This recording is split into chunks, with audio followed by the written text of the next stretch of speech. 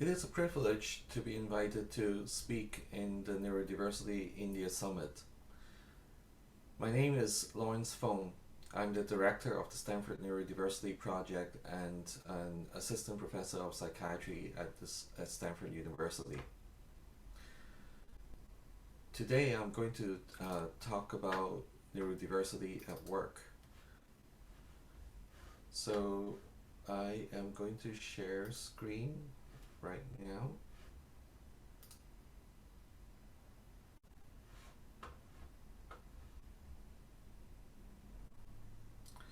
First, I'm going to talk about neurodiversity and then the strength-based model of neurodiversity and then the Stanford Neurodiversity Project.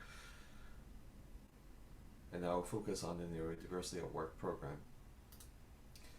What is neurodiversity? Neurodiversity is a concept that regards differences in brain function and behavioral traits in people as part of normal variation of the human population. When we talk about neurodiverse conditions, we oftentimes talk about autism, which has a prevalence of about 2%, dyslexia, which has a prevalence of 13 to 14%, and ADHD, 5 to 7%. But it doesn't have to end there. There are other conditions such as epilepsy or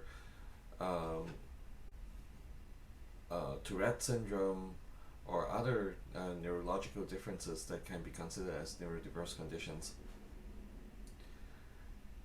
As we talk about neurodiversity, we want to explore human abilities. Human abilities a lot of the time can be characterized as a trait that can be described with this distribution curve or the bell-shaped curve. The middle 68% will be considered as the average group, and on the right side would be the group that's considered to be above average. On the left side will be below average. As an illustration, the IQ, which is a rather imperfect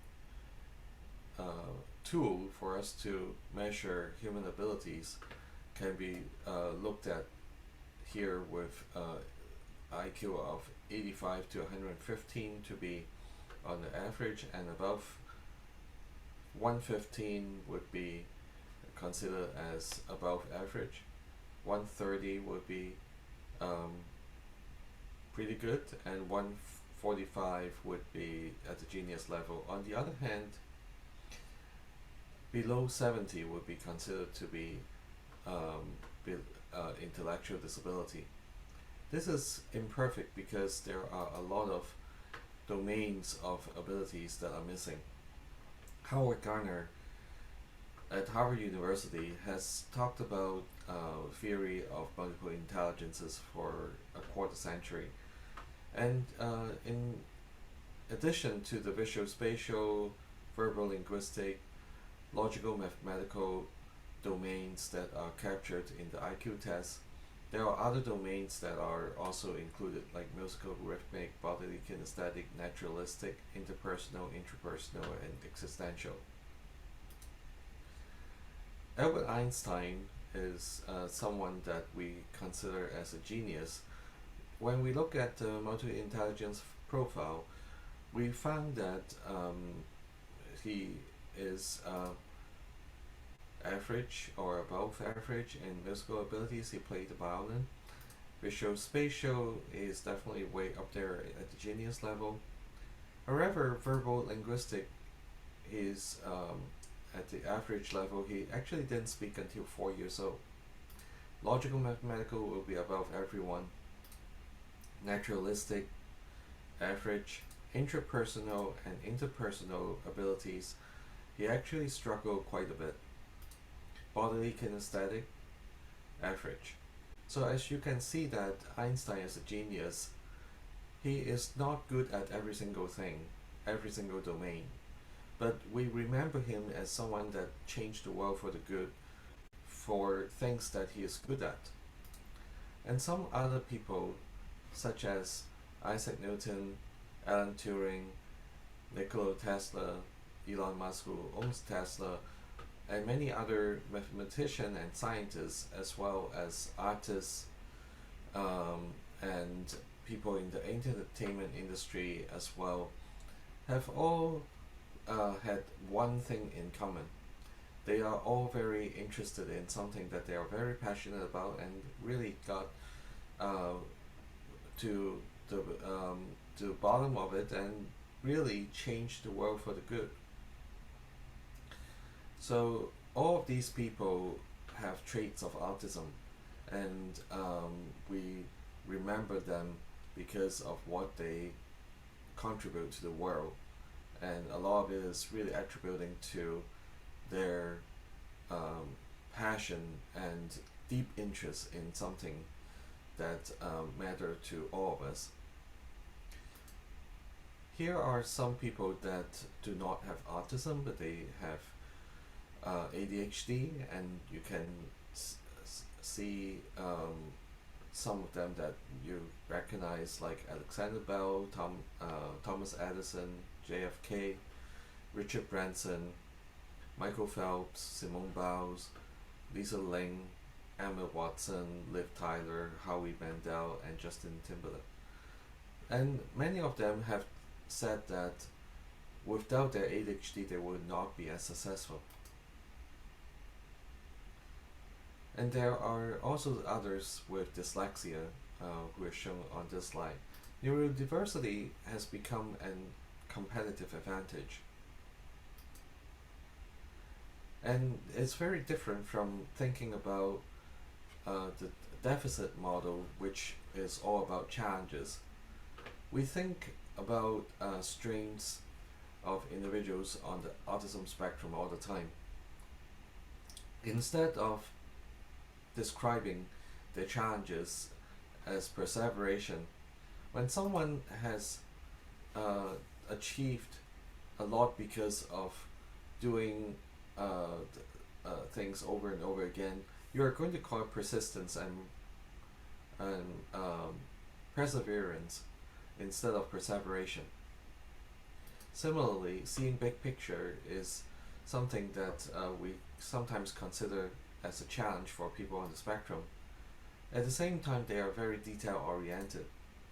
They tend to have fewer interests, but at the same time they have developed such fund of knowledge when they are interested in a particular field. Taking someone else's perspective is not their strong suit. At the same time, they are very concrete and honest. Social interactions are not their strong quality, but most of the time they are very loyal, and they may be one of your most loyal friends. You can see that there is one set of characteristics that can be pivoted to either strengths or challenges, and usually what matter is the environment. When the environment is allowing the individual to exhibit their strengths, then whatever that they are doing is going to be show up as strengths that can contribute to the organization and to the society. But if they are put into a place that would not allow them to demonstrate their strengths, then you're going to see their characteristics as challenges. Similarly, ADHD is similar construct. You can see impulsivity in them. At the same time, they are also showing rapid decision making. People with ADHD may be hyperactive, but that comes with high energy, difficulty focusing on tasks that do not interest them. They also hyper focus on tasks that interest them. Distractibility comes with creativity. Creativity of ADHD is actually one of the most talked about trait in people with ADHD, and this is from Scientific American, talking about creativity of ADHD. The other qualities that come with people with ADHD include resilience, multitasking, big picture thinking, and cool in a crisis. So when we think about the strength-based model of neurodiversity, we capture the most important components that can allow us to conceptualize neurodiversity. Some of the key elements include positive psychology, positive psychiatry, self-determination theory, Gardner's theory of multiple intelligences, and Chickering's 7 vectors of development. I'm not going to talk about the details of the strength-based model, but this is my book that have articulated a lot of the concepts. We consider neurodiverse conditions as conditions rather than disorder, and acknowledge challenges instead of calling them deficits. We apply strength-based approach across the entire spectrum of neurodiverse conditions. When we apply the strength-based model of neurodiversity to neurodiverse individuals, we raise their awareness of personal strengths, increase their trust in personal ability, and help them learn to engage in relationships and increase self-satisfaction through success. This way, we move them away from anxiety, depression, and executive dysfunction that are all negative and sometimes can cause them to drift away from their abilities. We at Stanford have practiced the strength-based model of neurodiversity through the Stanford Neurodiversity Project, which is a special initiative of the psychiatry department. We establish a culture that treasures the strength of neurodiverse individuals, and empower them to build their identity based on their strengths, and we believe that that can enhance their long-term skills of daily living throughout their lifespan. In the beginning, we set the objective of attracting talented individuals to come to Stanford to study and come to Stanford to work, and also at other partnering organizations. We trained talented individuals to work with the neurodiverse population and disseminate the model as widely as possible. Ultimately, we want to maximize the potential of neurodiverse individuals, not only for the neurodiverse individuals, but for all of us, because they have so much to bring to the table. In addition to a person-centered approach, we also use a ecosystem-driven approach. Everyone has family and friends. Around the neurodiverse individuals, the mentors and therapists can help neurodiverse individuals to maximize their strength. In the education setting, there are a lot of people that can help with making the environment more neurodiversity friendly, such as the teachers, coaches, classmates, roommates, in the larger circle, school officials and school community.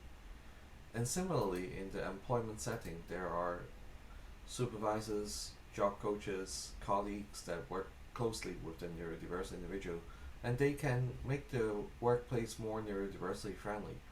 Executives and work community and other supporting community can also change the environment for the good. We have 3 major initiatives: neurodiversity awareness and education, neurodiversity at work and wellness, and neurodiversity independent living skills.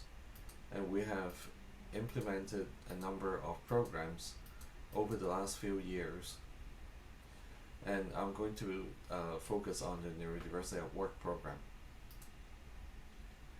In the Neurodiversity at Work program, we cultivate the concept of strength-based model of neurodiversity in organizations and empower managers and their teams with skills to work with neurodiverse individuals.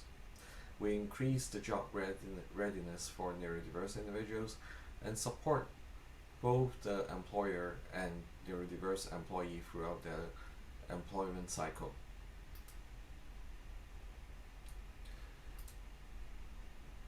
We encourage neurodiverse individuals to join us in the candidate registry.